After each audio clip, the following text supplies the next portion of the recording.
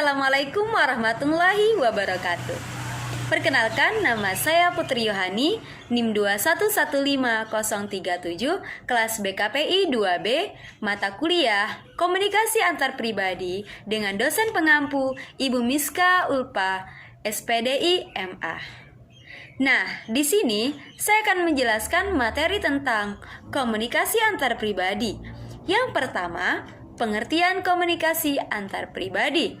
Komunikasi ini yang berlangsung antara dua orang atau lebih, biasanya tidak diatur secara formal, yang dilakukan penyampaian pesan oleh satu orang dan penerimaan pesan oleh orang lain.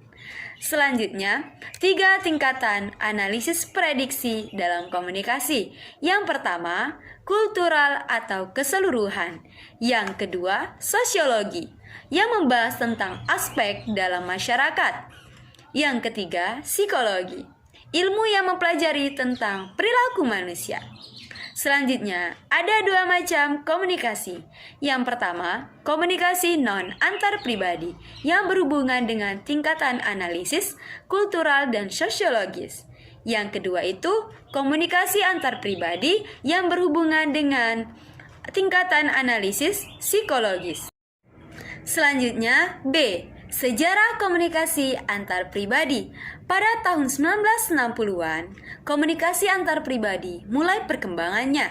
Pada tahun ini dan setelahnya, komunikasi antar pribadi mulai menemukan bentuknya sampai seutuhnya menjadi satu bidang tersendiri.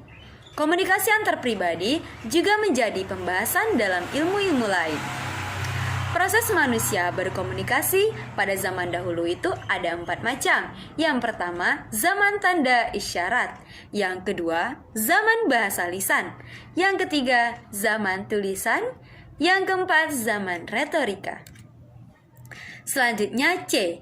Fungsi komunikasi antar pribadi. Ada 2 fungsi. Yang pertama, fungsi sosial untuk memenuhi kebutuhan biologis, psikologis, dan mengembangkan hubungan timbal balik. Selanjutnya, fungsi pengambilan keputusan untuk membagi informasi dan untuk mempengaruhi orang lain.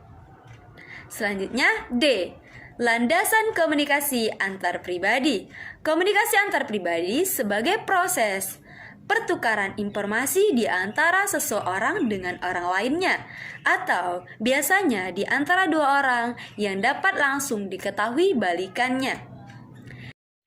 Selanjutnya, E. Strategi komunikasi antar pribadi. Strategi komunikasi adalah panduan dari perencanaan komunikasi dan manajemen komunikasi.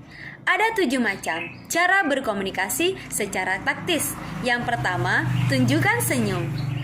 Yang kedua, jadilah partner yang pengertian dan perhatian. Yang ketiga, bangun kebersamaan. Yang keempat, menjadi penengah dan selesaikan perselisihan.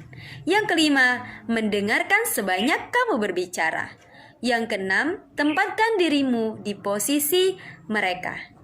Yang ketujuh, jangan banyak mengeluh. Selanjutnya, F. Jenis layanan komunikasi antar pribadi. Ada 4. Yang pertama, secara lisan. Setiap kali berbicara atau bahkan membuat saya didengar seperti kata dan lain-lain, Anda sedang menciptakan komunikasi verbal. Yang kedua, mendengarkan. Proses respon otomatis merupakan hasil dari bekerjanya telinga. Mendengarkan membutuh lebih banyak usaha. Ini memiliki tujuan untuk membutuhkan konsentrasi untuk memahami apa yang disampaikan pembicara. Yang ketiga, komunikasi tertulis. Komunikasi ini juga dapat membantu menyampaikan lebih banyak informasi dari konteks emosional yang sulit disimpulkan dari kata-kata itu tersendiri.